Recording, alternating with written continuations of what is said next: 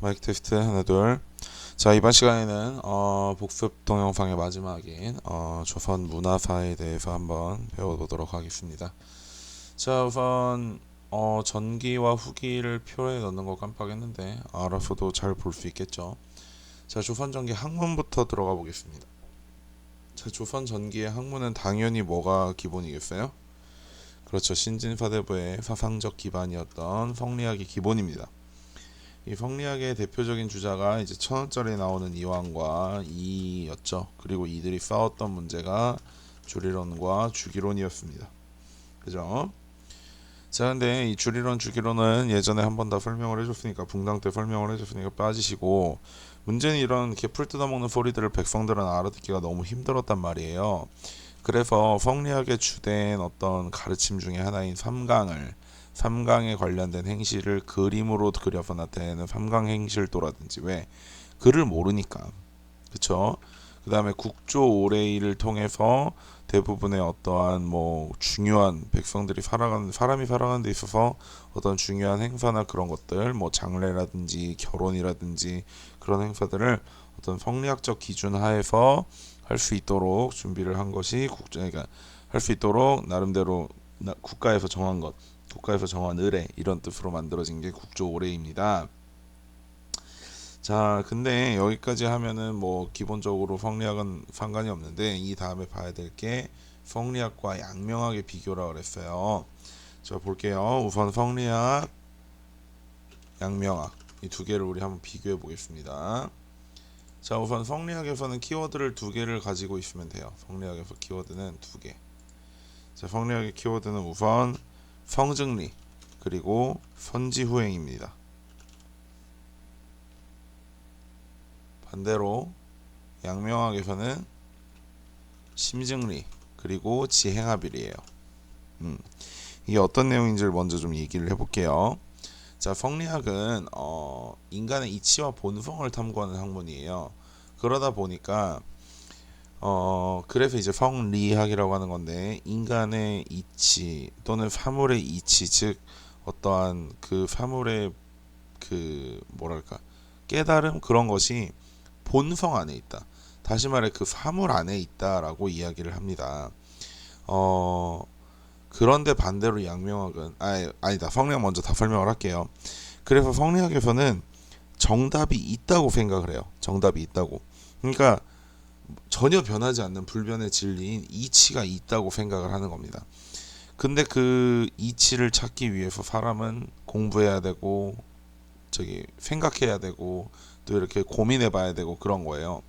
그래서 완벽하게 그 이치를 깨달은 다음에 선지, 그 이후에 무언가 행동으로 옮기겠다라는 선지 후행을 주장을 합니다.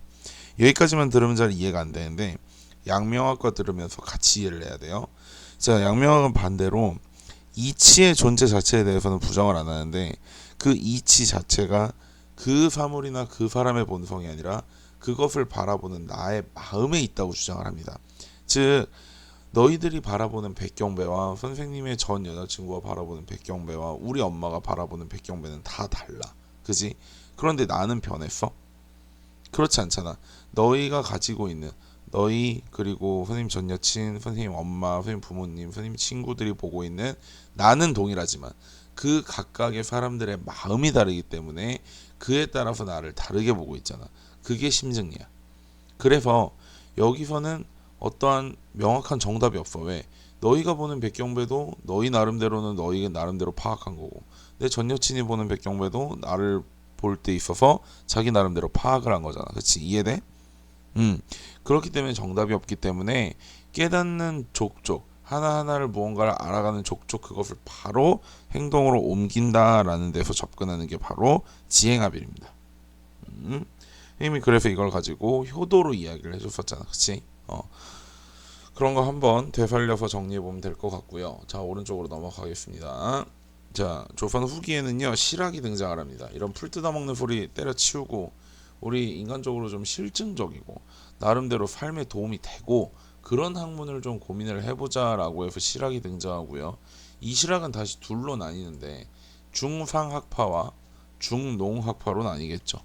중농, 중상학파로 나뉩니다. 그럼 중농학파에는 어떤 놈들이 있냐? 유형원이라든지 성호이익이라든지 저기 뭐야 다산 정약용이라든지 이런 사람들이 있고요. 중상을 이렇게까지 내렸을 이유가 없구나.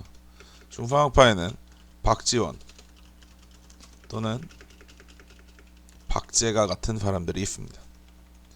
이들이 했던 이야기들을 하나하나 생각을 해보면, 자, 유형원은 먼저 균전론을 주장을 했죠.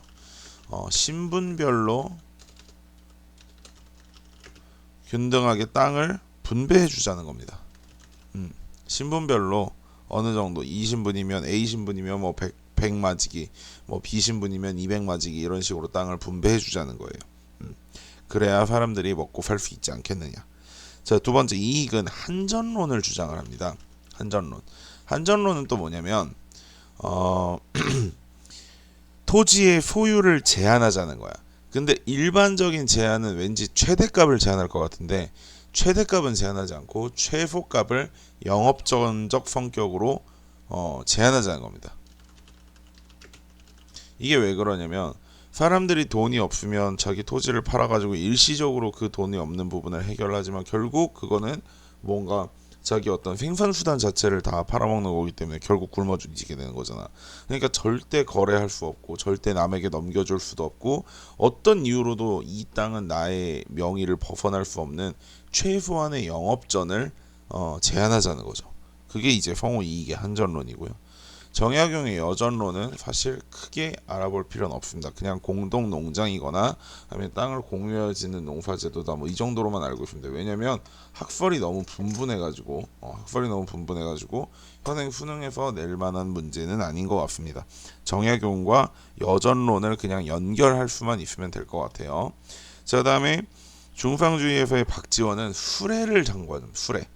즉 우리나라는 기본적으로 산이 많아서 유통이 안 되던 나라이기 때문에 바닷가에서는 굉장히 싼 생선이 산지에 가면 비싸지고, 산지에서는 굉장히 싼 버섯이나 뭐 또 약초 같은 것들이 바닷가에 가면 비싸지고, 이런 상황들이 발생한단 말이야. 그래서 수레를 통한 유통을 더 강조했던 사람이 박지원이라면, 박재가는 소비를 강조합니다. 이건 우리가 통합사에서 이미 배웠어요.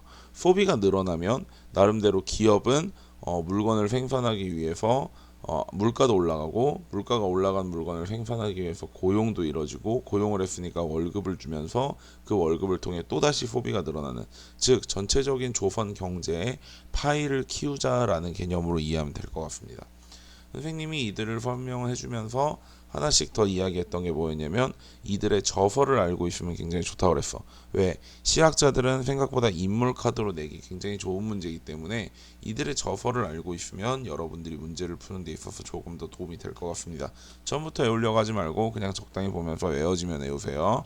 유형원은 반개수록, 반개가 유형원의 호예요. 이익은 성호사설, 역시 성호 역시 호입니다. 정약용은 너무 많아요. 진짜 정약용은 너무 많으니까 빼고, 열알기, 박재가는 북하기, 요 정도 외워두면 여러분은 공부하는 데 도움이 될 겁니다. 자, 다음 과학 볼까요? 조선 전기 과학은요, 솔직히 킹과 제너럴 세종 엠파이어께서 다 만드셨습니다. 그런데 조선 전기의 과학을 보면요, 일반적으로 우리가 집중할 부분이 이런 데 있어요. 조선 전기의 과학은 농사를 위해서 만들어진 과학이라는 겁니다. 즉 어떻게 하면 백성들이 더 농사를 즐겁고 행복하고 재밌고 열심히 잘 지을 수 있을까라는 생각에 만들어 주신 거거든요. 대표적인 게 이제 문종의 발명품이었던 추국이라, 글자크기가 또 너무 작네. 그냥 택박으로 가지고 올게요. 대표적인 게 이제 문종의 추국이라든지, 또는 이제 해시계라든지 물시계라든지. 해시계는 뭐였죠? 앙부일구, 물시계는 자경루. 그런데 시계를 나타내기 위해서는 결국 우리나라에 명확한 천문 관측이 필요했었기 때문에 뭐였건데 혼천이라든지 이런 것들을 개발해서 결국 우리나라의 유일한, 아니 우리나라만의 고유한 달력이었던 칠정산을 만들기도 합니다. 자, 이렇게 알면 뭐 조선 전기는 끝났고요. 조선 후기는 사실 진짜 과학 발전이라고 해야 볼 게 없고요. 뭐 전쟁 이후에 생겼던 허준의 동의보감이라든지, 그 다음에 이재마의 사상이야기라든지 요 정도 외에는 사실 뭐 크게 과학 발전에서 볼 것은 없습니다. 자, 다음 페이지로 넘어갈게요. 자, 다음 페이지로 넘어가면 그림들이 나오는데 요게 그림을 통해서 세계관을 한번 설명을 해볼게요.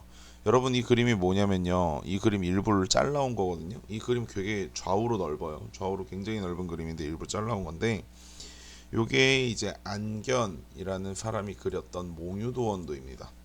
안견의 졸려요. 졸린 상태에서 지금 찍으니까 힘들다. 공부하다가. 제 안평대군, 그러니까 수양대군과 왕위를 놓고 다투었던 세조와 왕위를 놓고 다투었던 안평대군이 아끼던 문인이었던 안견이라는 사람이 그린 몽유도원도예요. 이게 안평대군의 꿈속에 있었던 도원이라는 중국의 이상세계를 그린 겁니다. 자, 우리나라도 아니고 중국의 현실 세계도 아니고 이상세계를 그린 작품이에요. 그리고 이 밑에 있는 것이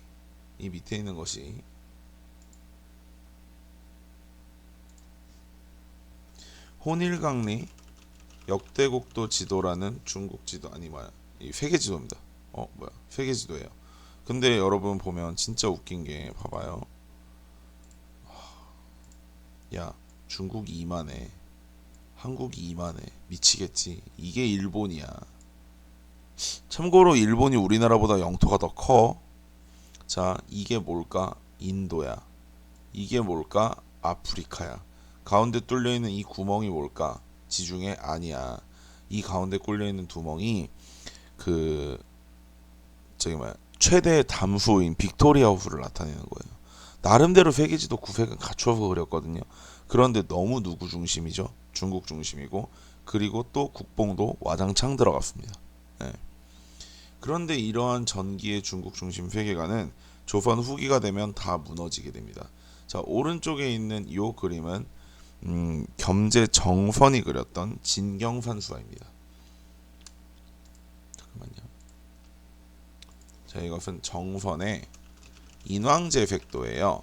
즉 서울에 있는 인왕산을 직접 보고 그린 겁니다. 진짜 경치를 직접 보고 그린 진경산수화. 그리고 중국의 경치가 아니라 우리나라의 경치를 보고 그린, 즉 중국 중심의 세계관이 완전히 무너지고 있고요. 밑에도 보면 요 지도가 뭐냐면요, 고려만국전도라는 지도입니다. 고려만국전도. 근데 지금 전체적으로 이 지도를 보면 우리가 알고 있는 세계 지도와 굉장히 비슷하게 생겼어요. 요 밑에 뭐 북극이나 남극은 좀 빼고 보시고요. 이런 부분들은 굉장히 비슷하게 생겼어요. 이게 무슨 얘기를 하고 있는 거냐면 이제 실측 지도고 더 이상 중국이 세계의 중심이 아니라는 것을 표현을 하고는 있는데, 문제는 그렇다 하더라도 지금 보면 중국의 위치가 어때요? 나름대로 화면 가운데에 있죠. 이게 유럽인들이 만든 지도였으면 여기 있는 유럽이 오른쪽으로 하고 아메리카 대륙을 왼쪽으로 빼서 자기네 유럽을 지도 한가운데에 볼 수 있도록 해놨을 거예요.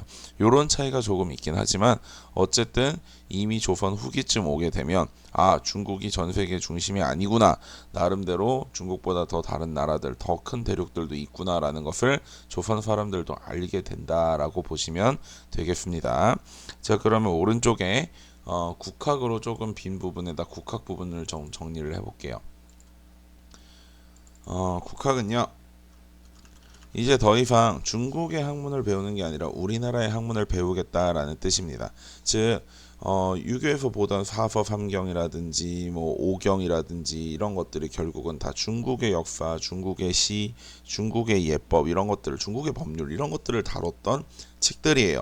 그런데 더 이상 그런 걸 보지 않고 기본적으로 역사와 지리 쪽에서 우리나라의 역사나 우리나라의 지리를 알기 위한 책들이 이제 많이 나오는데, 자, 역사로서는 안정복이 썼던 동사강목이라든지 또는 유득공이 썼던 발해고 이런 책들이 나와요. 특히 발해고는 최초로 발해를 우리나라 역사에 집어넣었다는 점에서 굉장히 중요하다고 삼국시대와 발해를 다룰 때 한번 이야기했었던 적이 있어요. 자, 그 다음에 지리 영역에서 보면 이중환의 택리지라는 책이 있는데, 이 택리지라는 책은 대학교 가서 꼭 번역본으로 한번 읽어볼 만한 책이에요. 인문지리지로서 그 지역의 맛집이나 유명한 것들을 그 시대의 나름 기준으로 이렇게 그려놓은 것이기 때문에, 적어놓은 것이기 때문에 우리나라 사람들이 굉장히 지금 현대 사람들이 읽기 쉽게 이렇게 좀 뭐라고 해야 될까, 번역은 아니고 좀 이렇게 각색해 놓은 그런 재밌는 종류의 택리지들이 굉장히 많거든요. 한번 꼭 읽어볼 만한 책이고요. 그 다음에 이제 한국지리 1번 문제로 자주 나오는 뭐가 있지? 대동여지도가 있죠. 김정호의. 자, 이렇게 보면 사실 세계관도 마무리되고요. 마지막으로 예술 부분 한번 볼게요. 문화 부분. 자, 요것이 백자입니다. 백자. 지금 질감을 보면 알겠지만 요건 약간 맨들맨들하고 여기는 약간 거칠은 질감이 보이죠. 이 오른쪽은 분청사기예요. 요 소박한 밥그릇 같은 분청사기에서 이렇게 이제 선비들의 있던 어떤 절개를 나타내는 것 같은 그 백자, 요 두 가지가 이제 조선 전기에 많이 발전을 하게 되고요. 고려청자와 상감청자까지 합쳐서 이렇게 네 종류의 그 도자기들을 보면 돼요. 사실 청화백자라 그래가지고 요 백자에다 파란색으로 그림 그리고 그런 거는 사실 우리나라의 백자다라는 개념은 요새는 많이 사라지고 있는 것 같아요. 왜냐하면 우리나라에서 분명히 그걸 만드는 기술이 있었고 우리나라에서 만든 청화백자도 당연히 많은데 중국에서 보고 들어왔다는 그러니까 디자인의 모티브를 중국에서 보고 가져왔다 이런 개념이 되게 많거든요. 반대로 이제 고려의 청자나 상감청자는 확실히 우리나라의 기법이 진짜 어마어마할 정도로 중국의 기법을 눌렀었던 시대이기 때문에 나름대로 우리 거로 인정을 받아가는 문제고. 근데 사실 저는 이제 예술사나 도자기 부분에 대해서 뭐 전문가가 아니어가지고 사람들마다 말이 다 틀리더라고. 막말로 모나리자도 보면 누가 보면 아줌마고 누가 보면 아가씨고 뭐 누가 보면 남자고 누가 보면 여자고. 난 예술은 잘 모르겠어. 자, 어쨌든 백자가 조선 거다라는 거 정도만 알면 될 것 같습니다. 자, 그 다음에 조선 후기에 보면 서민문화가 발달하게 되는데요. 정확히는 서민문화가 아니고 양반문화이지만 서민문화입니다. 이게 무슨 개소리냐면, 자, 지금 중인, 상민, 천민들이 신분 세탁을 통해서 양반으로 올라갔어. 그치? 그런데 진짜 양반이 된 게 아니라 신분만 양반이 된 상태고 그들의 사고방식이나 삶은 서민과 다를 바가 없어요. 그래서 그들을 중심으로 발달한 문화이기 때문에 서민문화라고 합니다. 자, 서민문화의 대표적으로 뭐 사설시조라든지 한글 소설 같은 게 발달을 하게 되고요. 그 다음에 풍속화가 발달하게 됩니다.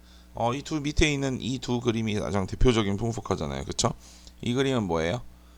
김홍도의 김홍도, 그리고 이 오른쪽에 여자 그리는 건 그렇지 신윤복. 이런 두 사람이 아마 우리나라 풍속화의 거의 대표적인 두 거장이고요. 이거 말고도 왜 이렇게 막 우스꽝스럽게 그려진 호랑이라든지 뭐 강아지라든지 까치라든지 그런 그림들, 그런 것들이 바로 민화로서 또 한 예술의 갈래를 차지하고 있습니다. 자, 마지막으로 종교 부분 한번 더 보고 마무리 지을게요. 문화사 사실 크게 보고 넘어갈 거 없으니까. 자, 신종교가 등장을 하는데 제일 먼저 사실 중국이나 이런 쪽에서 서학, 천주교가 등장을 하기 시작합니다. 근데 이 천주교가 나름대로 어떤 그 사민평등을 주장을 하고 어떤 조선의 신분제도나 뭐 기본적인 성리학적 질서를 뒤흔드는 거에 반해서 서학은 진짜 우리나라에 도움이 안 돼. 동학이 이 서학을 대응하기 위해서 나타납니다. 그게 이제 사람이 곧 하늘이다, 뭐 인내천 이런 이야기를 하면서 등장을 하게 되고요. 사실 원래 나라 망하고 나라 후반기에는 항상 다 등장하는 건데 예언서인 정감록도 또 등장하게 돼요. 뭐 정씨가 왕이 된다 이게 그거예요. 자, 이렇게까지 보면 조선의 문화사는 거의 마무리를 지을 수 있을 것 같습니다. 자, 여러분 고생하셨고요. 수고하셨습니다. 안녕. 공부 열심히 하세요.